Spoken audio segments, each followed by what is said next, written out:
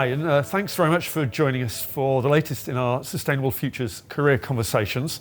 I'm here today with Peter Bragg from Canon, and Peter, I'll just allow you to introduce yourself. Thanks, Paul. So I'm the Director for Sustainability and Government Affairs for Canon's EMEA region. Fantastic. Sounds like an interesting job, and we'll come into that in a minute.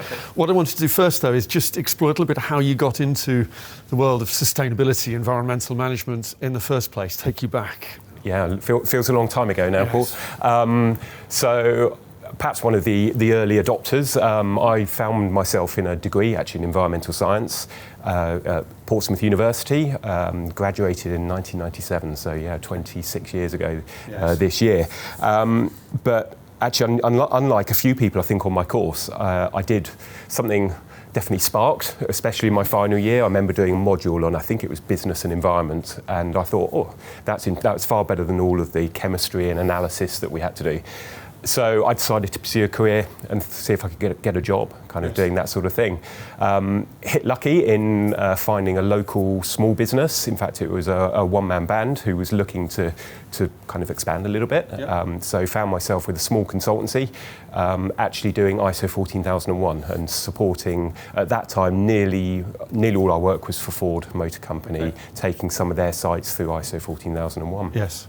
That was the point where it was transitioning, wasn't it, between 7750 and 14,000? Yeah, and I think Ford had made a global commitment to get 14,001 across all its sites. So that was a fantastic introduction to environmental management as a whole. 14,001's a great basis for that, understanding a bit about legislation and just really how businesses work. So it was very much the early start of businesses starting to take it seriously, I think. Before then it was all about the compliance bit, and then it became management systems allowed them to say, okay, there's more we can do with it. So you stayed in consultancy for a while, didn't you, then? I think I was fortunate in my last period in consultancy to find myself on a secondment in a corporate role, and I've just really enjoyed being part of a corporate team. I think building some of those relationships inside the business, seeing longer term projects, seeing them through. I remember getting involved in the kind of annual corporate sustainability report and similar kinds of activities like that. And so I really felt, this is an area I'd like to be into. Consultancy can be quite transitory in terms of project to project or client to client, and that's part of the enjoyment for many people. It does, but decided then to pursue that corporate career. And that was, I think you were saying, with a secondment in the first instance with National Grid, and then moving into a permanent role with Railtrack, National Grid. Network Rail. It was Railtrack for a while, and I won't delve into the politics around that, but that after, I think I was with them 6-9 months, and it became Network Rail. But I actually stayed with Network Rail for, I think, nearly 9 years. Really fantastic role, or actually a variety of roles. I spent time in the corporate team, again looking at corporate reporting, management systems, taking a bit of a lead on compliance and working with regulators. That was my first time really working with the Environment Agency on a memorandum of understanding and that kind of thing. And in the latter period of my time with Network Rail, working on a very big kind of mega project as it was then, not quite as big as some of the big projects around today, HS2, etc. But that was the Thameslink programme, which is upgrading the Thameslink line through London. So I think it was about a £3.2 billion project, working again in the client team. And were you on the sort of environmental permitting? Was that the sort of entry point, or was it a broader role? It was a broader role, actually, and that was probably my first exposure to environmental impact assessment and that process. At that time, that was through a Transport and Works Act agreement, but during that period actually helped to take a much smaller project through that process, really, to get it towards public inquiry of looking at surveys, looking at impacts. So again, really interesting and very different to what I'd done before. And that again gave me, I think, a really good understanding, I suppose, of environmental impacts in a wider sense, and how you can use a legislative permitting process to kind of manage those and get you through a planning approval process. Okay. And those sort of wider experiences led you to a role with Eurostar, and they did, yeah. So again, it was Eurostar was again a fantastic opportunity. Having spent quite a long time with Network Rail, one thing I realised that I hadn't had a kind of customer. Yes. Any customer focus, like any big infrastructure company, perhaps changed a bit now, and I know there's a lot more focus in Network Rail now on who its customers actually are, but it's Eurostar was a great opportunity to work for a much bigger brand that really was putting probably one of the early adopters in really putting sustainability at the core of its business. Yes. So was that Tread Lightly? It was Tread Lightly, yes. which yes. I wasn't the architect of. Actually, Richard Brown, who had been chief executive, was the first architect of that. But absolutely brilliant to kind of work with such a recognised brand that, as I said, was really keen on making sure that sustainability was kind of threaded through every part of the customer journey, from booking and the awareness of that, and looking at CO2, did we do CO2 offsetting or not, through to the food on board and the uniforms and everything related to that. So, and again, I think, as I said, I think Eurostar was probably one of the first, if not, I won't say the first, but it was in that first wave of, I think M&S Plan A was around then, and it was when big brands really started to recognise that sustainability was becoming more and more important to their customers. And I think you've said before that sustainability wasn't necessarily the reason people that went for Eurostar, but it was really important to highlight the positive impact of that, whether it was their prime decision-making function or not. And I think that speaks to a lot of sustainability. It's around the wider messaging of it, as well as the encouragement to actually use it as a decision-making tool. Yes, absolutely. And I think that speaks today as much as it did 10 years ago or so with Eurostar, that I think in many segments there's the small number at the bottom that are committed, sustainable, environmentalists, let's call it, will definitely make positive choices based on sustainability credentials. There's a small percentage at the other end who don't care at all, and it's no interest to them. Yep. But actually it's about swaying that middle ground and getting those people. And for me, it was always about the kind of making it easy for people and not giving people the positive, almost not giving them a choice about it. Just make it high quality, make sustainability applicable, real, not away with the fairies, but something that was, for Eurostar, it was about organic, locally sourced food, but it's also amazing food that was really good, and no one's going to really complain about that. So, in a way, by not making an option, we're just saying this is part of the way we do business, and ahead of its time in many ways. Yeah, and that's something that I've tried to take with me, and into my current role now with Canon. Yes, indeed. Just before we come to that, I wanted to you got the opportunity to travel and work internationally, didn't you? You headed across to Australia for a few years. I did. Yeah, I got one of those fantastic LinkedIn approaches that from a recruiter over in Sydney, who'd looked at my rail experience, and at that time Sydney Trains, as had been formed, was a newly formed organisation. It was a little bit like Network Rail coming out of Railtrack, and they were looking for to be world class, or kind of top of the tree across a number of areas, including sustainability. So they'd looked at the UK and looked at Eurostar as being a really strong example in sustainability terms.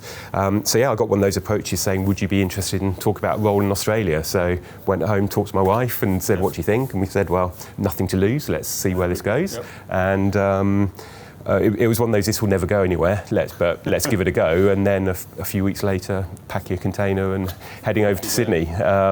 But yeah, that was an amazing opportunity actually to experience a different culture. And Australia is more, I think, certainly in a business sense, probably culturally more different than we sometimes think. There was a familiarity, I suppose, in terms of trains and railways, which I understood. Yeah. But yeah, getting to grips, I went in as general manager to head up the environmental sustainability function.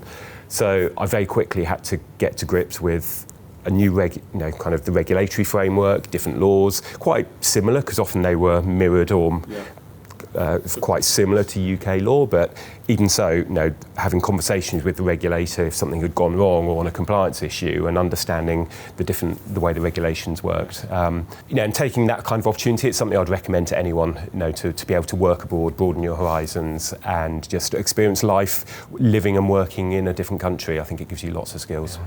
I think that's a really important point about sustainability, is that so many of the skills are transferable, that it provides lots of opportunities to do different things. Yeah, absolutely. And then just coming back to the UK, you sort of came back and started back into the consultancy world again, that breadth again for a few years. years. Indeed. Well, it was a kind of personal decision to come back to the UK. We always viewed it as a bit of a project, and so after 3 years or so in Sydney, decided to come back and secured a role with Jacobs, very big, obviously, consultancy business, and again had a fantastic time working for Jacobs, working on different projects.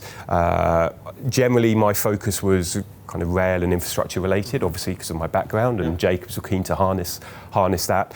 But again, working on some big environmental impact assessments and working projects related to that type of activity, but also getting a little bit involved in business development, which was something, my earlier part of consultancy, I really didn't enjoy the kind of sales part, but found myself actually enjoying it a little bit more. Perhaps it just comes with experience and a bit more confidence, but looking at decarbonisation around the rail industry and what kind of opportunities there could be around that. So spent nearly 5 years with Jacobs.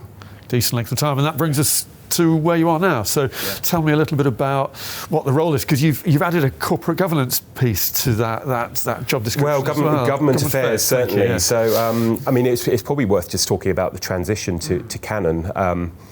And as I've described, my long career in kind of infrastructure and trains, and I have to say I felt a little bit pigeonholed. Was interested actually after 5 years with Jacobs in getting back to a corporate role, and thinking that's really where I feel I can add most value and enjoy myself the most. But I'm sure many colleagues listening to this will think, look, I can do sustainability. It's not that hard to move sector. Whatever the product is or the industry is, you can learn that. The skills in sustainability are fairly consistent. But probably after a few knockbacks, I was absolutely delighted when, again, I was approached by a recruiter, an in-house recruiter at Canon, about this role, and I remember saying to her, but you have seen my background, haven't you? You do realise it's trains and infrastructure. And she said, no, that's fine. I'm really interested in your international experience, which ties back to the value of that, and the fact you've worked with other cultures, but.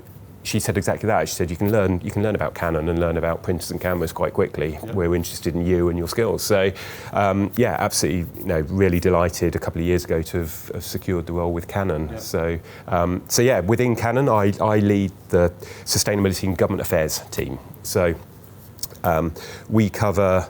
Our team is now approximately 39 people, so quite a big team. I've got a headquarters team that looks at strategy, looks at that's kind of like the technical expert part of the function as well. But also then an out-based team. So the EMEA region that we have, that's everywhere from kind of Nordics, Western Europe, all the way across through Eastern Europe, Middle East, and then the whole of Africa as well. So I think we sell into approximately 130 odd countries across that region. So as you can appreciate, with that comes quite a lot of compliance issues, and it's also product certification, so making sure our products can be legally sold in many of those countries. That bit's a bit easier in Europe because you obviously have CE marking and consistent frameworks, but go towards Middle East and Africa, and every country has its own approach. Right. So it's managing that side of activity, things like corporate reporting, but then also, and this is very much the kind of growing activity of the team, is supporting we're a sales organisation, effectively. We sell and market products manufactured by Canon in Japan. So it's dealing with customer requests and tenders and bids, and the ever-increasing kind of depth of questions that are being asked. Yes.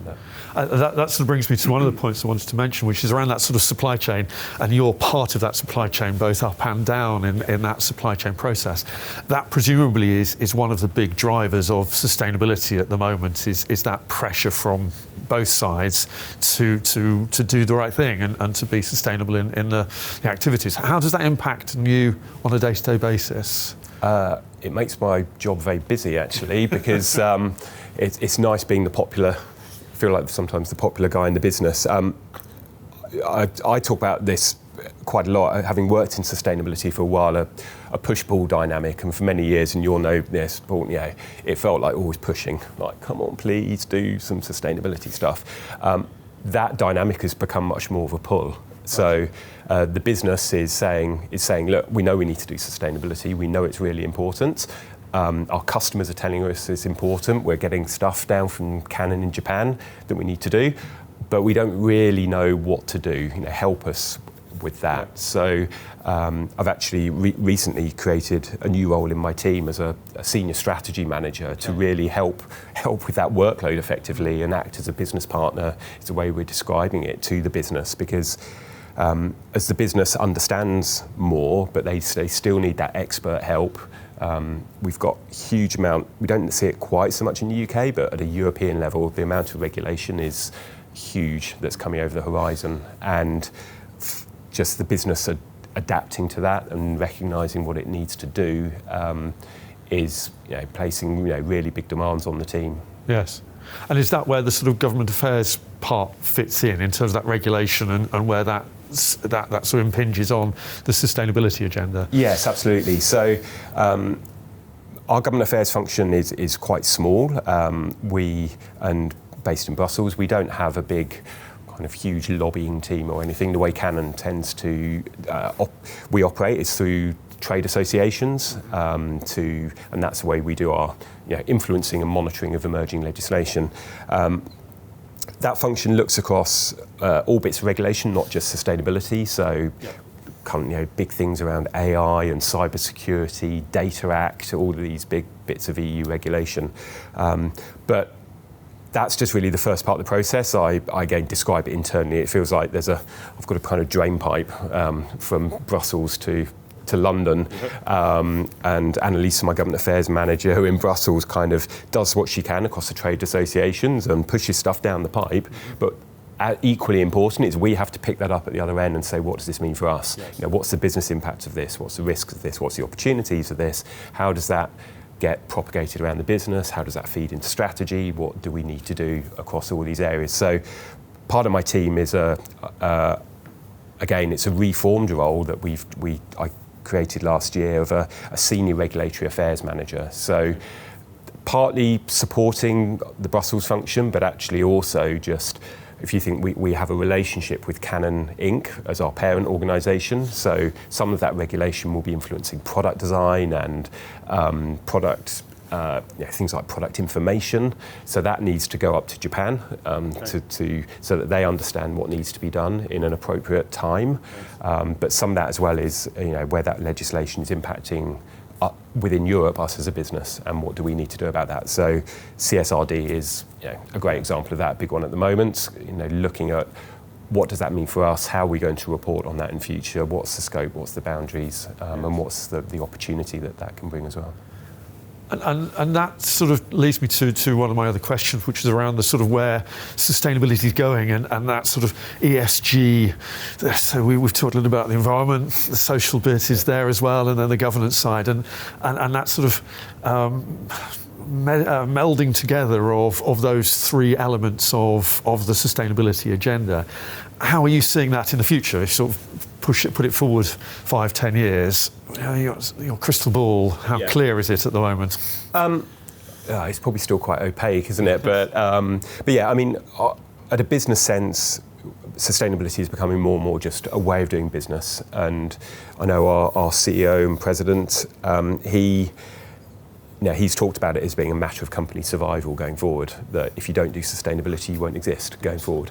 When we're looking at things, it's as much the cost of doing something as the cost of not doing something as well, and it's recognising that, and more we're seeing in key bids and tenders that sustainability, if we don't, it's actually, we've had some examples recently where it's the top scoring or part of the bid.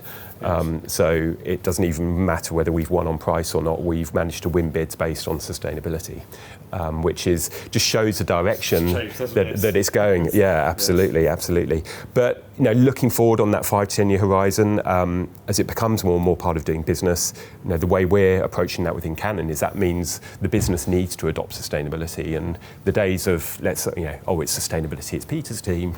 Let's chuck it all to Peter's team. It's like no, this doesn't work anymore. But if you get the business to adopt sustainability, which is fantastic, that pull dynamic, you also have to make sure you've got the governance in place to kind of manage that process and make sure that the actions that they're developing, the programs they're developing, that they're all aligned to your corporate strategy, that they're not going off at wild tangents, interesting that they may be, and making sure that it all ladders up to an overall corporate strategy. But I talked about the regulation earlier, and I think what that is going to drive is much more interest in data. Okay. The reporting that comes alongside that. There's EU regulations being developed around product passports, which again will give consumers and customers much more insight into traceability and again those supply chain issues, overall due diligence requirements as well around human rights, and again that transparency issue. That's probably the biggest impact. Again, like all businesses, net zero is a key part, and we've got some. Canon's recently actually just submitted to SBTi some 2030 near-term targets. So we're in the process now of saying what does that mean? What do we need to do to contribute towards that? And that's also going to require investment. Undoubtedly, business cases, looking at where do we, from an operational point of view, what do we need to do, to make changes. Do you find that net zero agenda a useful tool, or has it become so big and all-encompassing that it crowds everything else out within the sustainability agenda? I think you're right, but there is a risk that it will crowd things out. It's a useful tool, a useful lever to actually deliver emissions reduction, no doubt, and everyone is hearing about net zero and recognising it's something they need to do something about. But for us within Canon, circularity and circular economy is actually probably our bigger business focus from a sustainability angle. We've got repair services, our range of remanufactured devices, refurbished devices, and that's very much reflecting strong demands that we're seeing across our markets, certainly in Southern Europe for that. And I guess it's sometimes a bit frustrating almost that net zero is crowding out the discussion, and actually circularity is probably one of the key drivers towards net zero. And when you're looking at resource scarcity and where are we going to get the raw materials of the future from, I think it's equally important, and I wonder if the conversation might move that way in future. Yes, no, indeed.